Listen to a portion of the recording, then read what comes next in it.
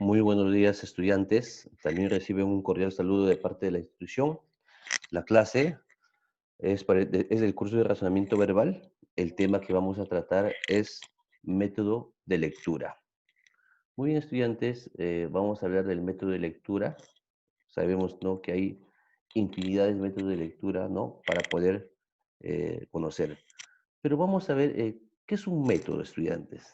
Un método dice que es un modo, manera o forma de realizar algo para llegar a un resultado o fin, determinando de forma sistemática, organizada y estructurada.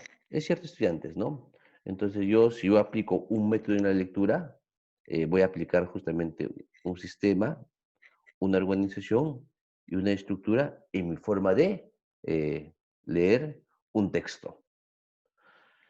Pero estudiantes, como les vuelvo a recalcar, hay muchos métodos, pero no siempre el método es determinante yo para hacer una buena lectura. Por ejemplo, acá hay una pregunta, dice, por más método o técnica que practiques, las ventajas de la lectura serán mínimo si lees muy poco. Entonces, estudiantes, uno para ser un buen lector no depende solamente del método, sino también depende de la intención y la motivación que yo voy a poner en querer leer. Por ejemplo, si a un niño tú le llevas a las mejores academias de fútbol, le ponen los mejores técnicos, pues si el niño no tiene la intención, no le motiva a jugar, no va a ser un buen jugador. Asimismo, yo, si uso los mejores métodos en lectura, pero si no tengo esa intención, esa motivación de querer leer, no van a funcionar.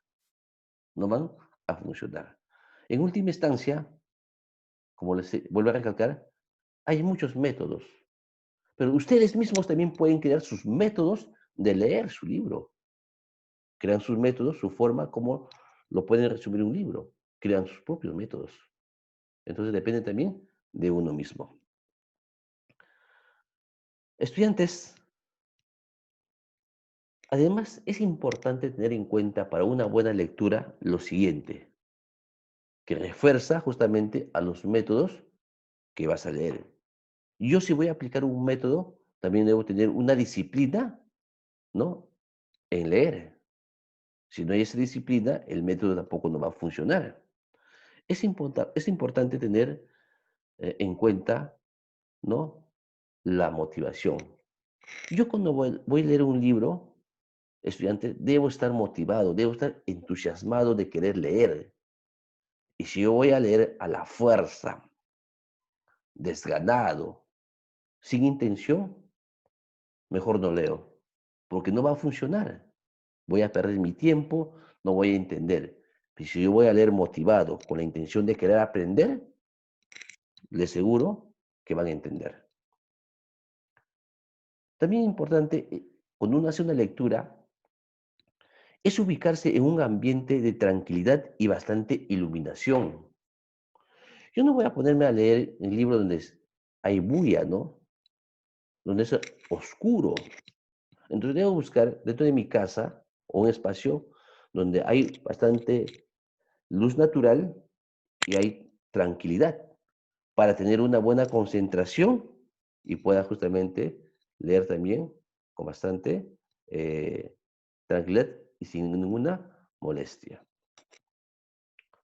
Asimismo, estudiantes, yo cuando hago una lectura en caso, voy a estar sentado en una mesa, apoyado en una mesa, ¿no? Es importante sentarse con buena postura y no ingerir alimentos.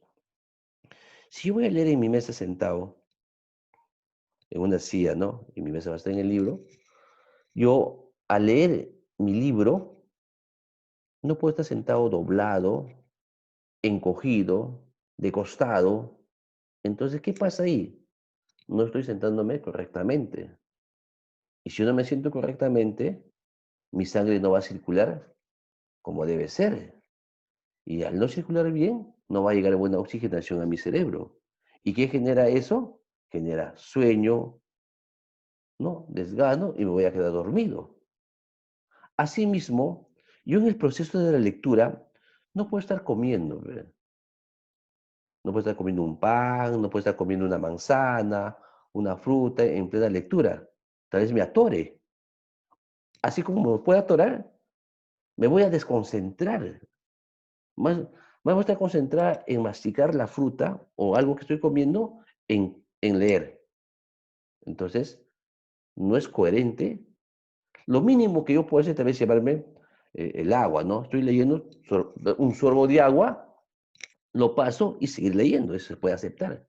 Pero un alimento, yo creo que si es una manzana, una fruta, ¿no?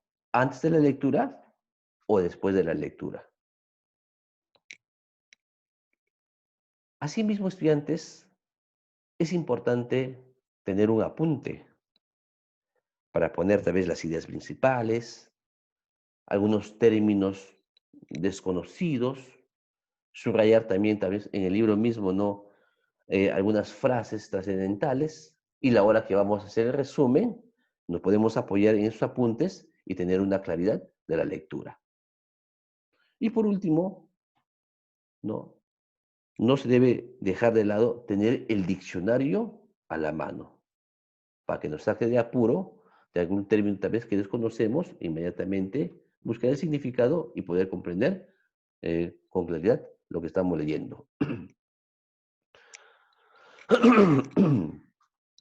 Entonces, estudiantes, tomar en cuenta estos criterios en la lectura nos va a volver disciplinados y también por ahí nosotros vamos a generar nuestro propio método de cómo leer. En el proceso de la lectura, estudiantes, ya en el proceso de la lectura se debe tomar en cuenta como método lo siguiente. Por ejemplo, cuando yo voy a leer una lectura, primero se hace la prelectura. ¿Qué es la prelectura? Es el conocimiento de la obra o del texto que voy a leer, ¿no? ¿Qué indica? Influye la disposición del lector y se da inicio a la inferencia. Se trata de saber de qué trata el texto. Muy bien, cuando te prestan el libro o lo compras, ahí se está dando la prelectura, estudiante, porque está haciendo el reconocimiento del libro. Al leer el título del libro, al darle una ojeada, como se dice, ya está haciendo ya está sacando ya inferencias. Más o menos está sacando conclusiones de manera inductiva de qué trata el libro, ¿no? De qué trata de manera inductiva de qué trata el libro. Cuando ya estamos ya en la lectura en sí, ya es la lectura en sí, ¿no? ¿Qué dice? Se activan los conocimientos previos con la finalidad de alcanzar la conexión entre la experiencia y lo actual y vamos conociendo el contenido del texto. Acá, estudiantes, ya es cuando estás haciendo ya la lectura, estás leyendo, pero tú también ya tienes conocimientos, ya tienes experiencias de otras lecturas que has leído, tienes ideas. Entonces, al leer el libro, tus conocimientos previos más lo que está diciendo el autor van a interrelacionarse. Y, vas, y gracias a ese conocimiento previo podrás comprender mejor lo que dice el autor. Así como tal vez con tu conocimiento ya que tienes, puedes cuestionar y refutar alguna idea que el autor está ahí diciendo y no estés de acuerdo tú, ¿no? Entonces, pero de todas maneras, tu conocimiento más los conocimientos del autor, con eso se van a unir y vas a ir entendiendo mejor lo que el autor quiere informarnos y de manera también paralelo vas a ir consolidando tu aspecto intelectual. La relectura, estudiantes, ¿qué indica la relectura? La relectura indica que se realiza una relectura para aclarar algunos términos y profundizar en la búsqueda de significados. Sabemos que en el proceso de la lectura hemos hecho apuntes, hemos subrayado algunas frases, ¿no? Hemos consultado con el diccionario, ¿no? Y en la relectura se debe tomar en cuenta estos criterios para poder reforzar, ¿no? Algunos vacíos en el resumen que vamos a hacer. Y la postlectura ya, estudiantes, se da cuando yo ya he culminado de leer el libro. Estoy en la capacidad de hacer un resumen, estoy en la capacidad de sacar una conclusión de lo que he leído, porque yo sé de qué trata el libro, cuál es el mensaje del autor que ha dado, y en base a eso, como lo vuelvo a recalcar, puedo sacar una conclusión, puedo sacar un resumen, o también puedo hacerle una crítica si en algo no estoy de acuerdo en lo que ha mencionado el autor. Esa es ya la postlectura. Muy bien, estudiantes, ahora sí vamos a trabajar, ¿no? Eh, tomando estos criterios, algunas lecturas del libro que conjuntamente lo vamos a resolver.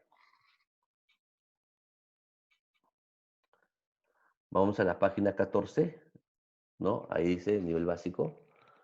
Texto número 1. Voy a leer y vamos a responder de manera conjunta las preguntas. Dos amigos viajaban por el desierto y en un determinado punto del viaje discutieron. El otro ofendió, sin nada que decir, escribió en la arena: hoy mi mejor amigo me pegó una bofetada en el rostro. Siguieron adelante y llegaron a un oasis, donde resolvieron bañarse. El que había sido bofeteado y lastimado comenzó a ahogarse, pero fue salvado por el amigo. Al recuperarse, tomó un estilete y escribió en una piedra: hoy mi mejor amigo me salvó la vida. Intrigado, el amigo preguntó: ¿por qué después de que te lastimé escribiste en la arena y ahora que escribes en una piedra? Sonriendo, el otro amigo respondió: cuando un gran amigo nos ofende, debemos escribir en la arena, ya que el viento del olvido y el perdón se encargará de borrar y apagar todo lo escrito. Por otro lado, cuando nos pasa algo grandioso, deberemos grabarlo en la piedra, en la memoria del corazón, donde el viento, ninguno en todo el mundo podrá borrarlo. Muy bien, acá habla justamente respecto de la amistad y que dentro de la amistad se debe realzar, ¿no?, los aspectos positivos, ¿no? Y lo negativo, lo que ha pasado, debe olvidarse porque debe prevalecer, ¿no? Como voy a recalcar, la amistad. En el número uno dice, el autor, la pregunta número uno dice, el autor del cuento nos deja como enseñanza abofetear duro a los amigos que se portan mal. No, eso no es, no, no. B, olvidar las ofensas y recordar las cosas buenas. Claro, es lo que dice. Olvidar las ofensas y recordar las cosas malas. A ver, vayamos con la C. Recordar las palabras hirientes y buscar venganza. No, no dice eso. No discutir con un amigo que siempre es amable, tampoco dice eso. Valorar la amistad aunque a menudo salgas lastimado, no, no tampoco dice el texto. Lo que dice es la B, ¿no? Olvidar las ofensas, no dice, no, cuando me ofenden escribiré en la arena porque el viento luego lo borrará. Y recordar las cosas buenas, ¿no? Las cosas buenas que me pasa, escribir justamente en una piedra para que ningún viento lo pueda borrar, ¿no? Es la B. Vamos a la 2. La pregunta número 2.